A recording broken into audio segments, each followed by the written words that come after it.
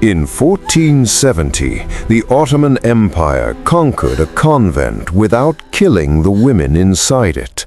That is the contradiction. 23 Christian nuns were taken alive from St. Catherine's convent in the mountains of Thessaly. No massacre, no public executions, no burning chapel to rally the faithful. Instead, the empire erased them. Their names were removed from records, their vows were nullified by decree, their bodies were repurposed by law. What happened to them was considered mercy because they did not die, but survival was the punishment. This story is not about religious war in the way you expect. It is about a system that understood something more dangerous than violence. Identity can be destroyed without blood. And here is the open loop the empire never closed. If erasure leaves no bodies and no martyrs, how do we know it happened at all? To understand what happened, you have to remove modern assumptions about conquest. The Ottoman Empire did not expand by accident. It expanded through law, classification, and administrative patience. When a territory fell, the question was not who must die, but who could be converted into something useful. Christian monasteries posed a specific problem. They were not military threats, they were not economic centers, but they were symbolic fortresses, places where identity was voluntarily surrendered to God rather than the state. That made them unstable assets. St. Catherine's convent sat on a mountain route connecting Thessaly to the Aegean plains. It was isolated enough to avoid constant oversight, yet visible enough to remain influential. Pilgrims came, letters were copied, the women inside were educated, disciplined, and bound by vows that superseded imperial authority. The Ottomans did not need to destroy such places loudly. They needed to neutralize them quietly. So, when the local governor issued his orders, they were precise. No looting, no execution, no forced conversion in public. The women would be removed, individually processed, relocated, reclassified. This was not chaos, it was a system. And the unease comes from what that system implied. If an empire can absorb faith without confronting it, then resistance becomes invisible. The question is not why the nuns were taken. The question is why they were allowed to live. The bell rang once, not as an alarm, as a signal. Ottoman soldiers arrived before dawn, accompanied not by executioners, but scribes. Names were recorded, ages estimated, skills noted. The abbess was separated first, not to be punished, but to be interviewed. That detail matters. The empire did not treat these women as enemies. It treated them as assets whose previous identities had become inefficient. The convent's records were confiscated. Icons were catalogued. The building itself was left standing. Within days, travelers passed by and assumed the place had been abandoned by choice. This was the first reframing. The removal of the nuns was not framed as violence, it was framed as administrative correction. They were marched in small groups, not chained together. Each woman was told she would be resettled according to her abilities. Literacy meant service in households. Musical training meant court placement. Medical knowledge meant reassignment to women's quarters. Faith was never mentioned. That silence was intentional. Here is the single metaphor this story allows. The empire did not break them like glass, it dissolved them like salt, until nothing solid remained to point to. Some women were separated permanently within the first week. Others lasted longer. A few resisted verbally. That resistance was noted, not punished, because punishment creates witnesses. At roughly 5 minutes into this story, something critical has happened for the viewer, just as it happened for the nuns. You realize there will be no single moment of horror, no climax you can point to. Only a sequence of decisions that make escape impossible after the fact. And that raises the first partial payoff. The worst thing the empire did was not what it took from their bodies, but what it prevented them from becoming. To grasp the severity of what followed, you need to understand Ottoman legal categories. The empire governed diversity through classification.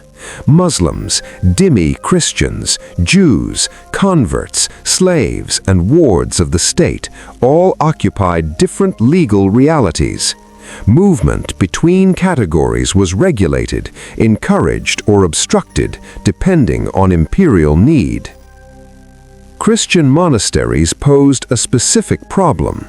They were not military threats, they were not economic centers, but they were symbolic fortresses, places where identity was voluntarily surrendered to God rather than the state.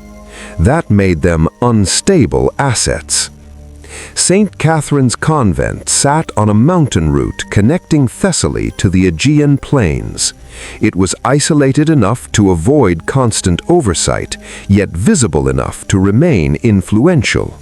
Pilgrims came, letters were copied, the women inside were educated, disciplined, and bound by vows that superseded imperial authority. The Ottomans did not need to destroy such places loudly.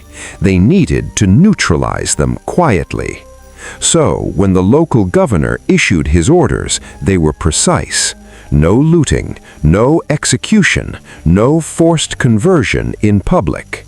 The women would be removed, individually processed, relocated, reclassified.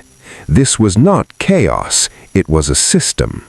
And the unease comes from what that system implied.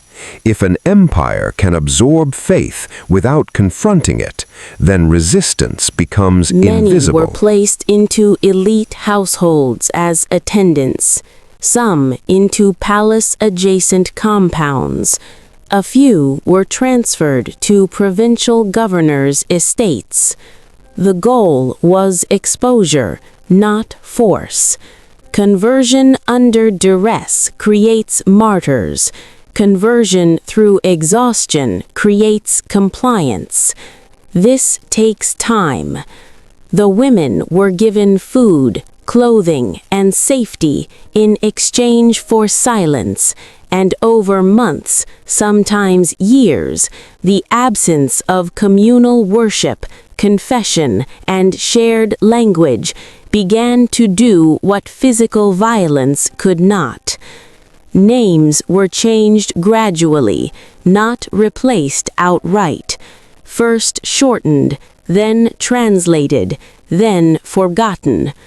One woman, recorded initially as Anna of Volos, appears 3 years later in tax documentation as Hanife, household dependent. There is no record of formal conversion, none was required. This is where credibility matters. We know this because Ottoman archives are meticulous. Household registers, payroll lists, transfer documents. The silence around these women is not a lack of data, it is the data. Their previous identities simply stop being referenced. Some resisted longer. They scratched crosses into walls. They whispered prayers in kitchens. They refused to eat during certain fasts. These acts were tolerated until they became inconvenient. Then reassignment occurred again. Movement was the pressure tool. If a woman formed bonds, she was transferred. If she learned the language too well, she was moved to a place where her accent marked her as foreign. Stability was denied without overt cruelty. This is the moment where casual viewers often disengage because nothing happens. But for those paying attention, everything is happening. Authority is not asserted through spectacle here. It is asserted through predictability. The empire was not improvising, it was executing a model. And here is the layered understanding. By keeping these women alive and functional, the Ottomans prevented the creation of relics, graves, or stories that could be reclaimed later. A dead nun becomes a symbol. A living servant becomes a footnote. That distinction is the core tension. Years passed. For some of the women, memory itself became unreliable, not because they wanted to forget, but because nothing reinforced remembrance. No bells, no Latin hymns, no shared calendar of saints. Time flattened. In palace corridors where silk curtains absorbed sound, former nuns learned to walk without making noise. They learned when to speak and when silence was safer.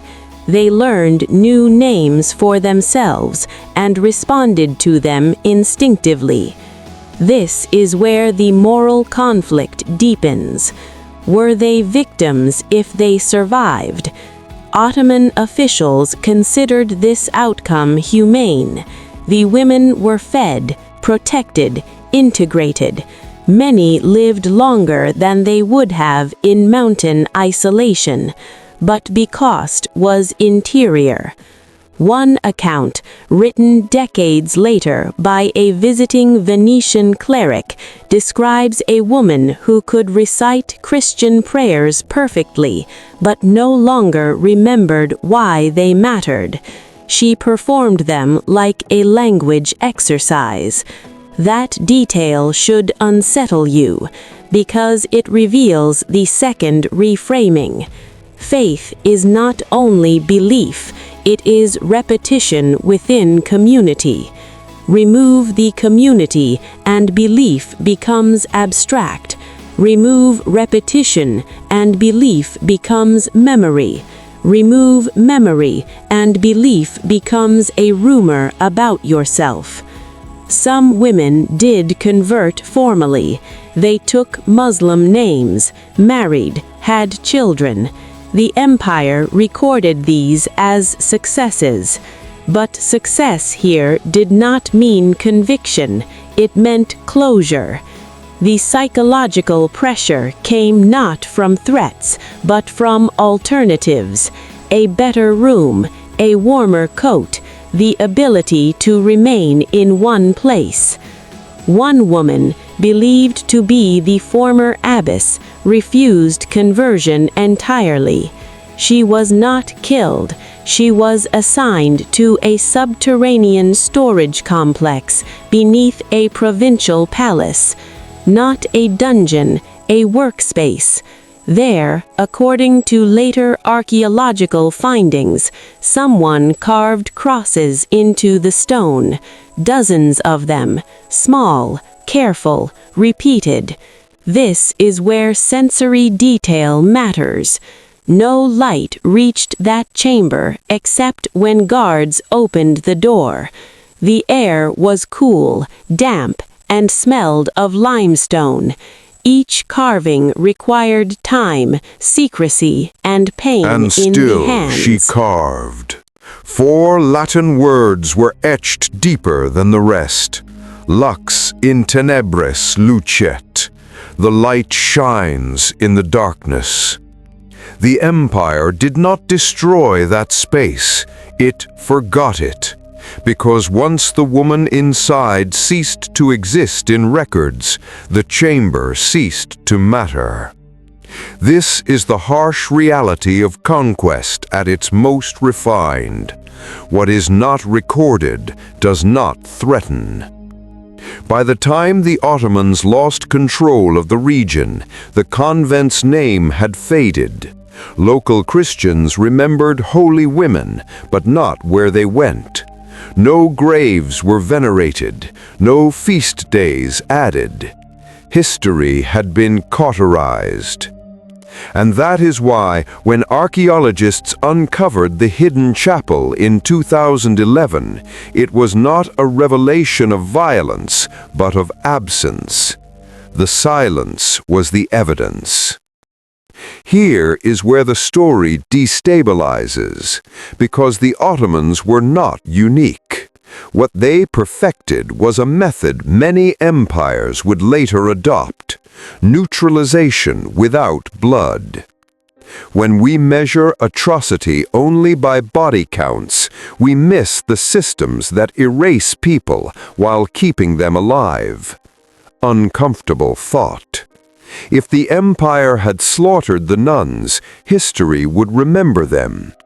By preserving their bodies and dissolving their identities, the empire ensured there would be no rallying cry, no pilgrimage site, no martyr narrative strong enough to outlast administrative silence. This forces a philosophical problem. Is survival always preferable? The women were not given a choice between death and faith. They were given a choice between erosion and comfort. And over time, that choice stopped feeling like a choice at all. This undermines earlier conclusions. We want to believe that resistance is loud, visible, and victorious. But most resistance is quiet, private, and incomplete. The abbess carving crosses in the dark did not overthrow an empire. She did not save her sisters. Her act changed nothing externally. And yet, those scratches survived longer than the empire itself. The destabilization comes from realizing that power does not fear rebellion as much as it fears memory, and memory does not require victory, only persistence. The Ottomans lost Thessaly, they lost the palace, they lost the legal system that erased those women. They did not lose the stone. At the beginning of this story, the contradiction was survival without mercy. Now it changes. The worst thing the Ottomans did to the nuns was not what they inflicted, it was what they made unnecessary. They proved you can destroy a community without killing its members, that you can conquer faith by managing time, comfort, and classification. That identity does not need to be attacked if it can be outlived. The convent bell rang once and then never again, not because it was silenced, but because no one remained who was allowed to ring it. And here is the unresolved question that remains long after the light fades. If erasure leaves no martyrs, no graves, and no names, how many stories like this ended perfectly, successfully, and forever unnoticed? The light shines in the darkness, but only if someone remembers to look.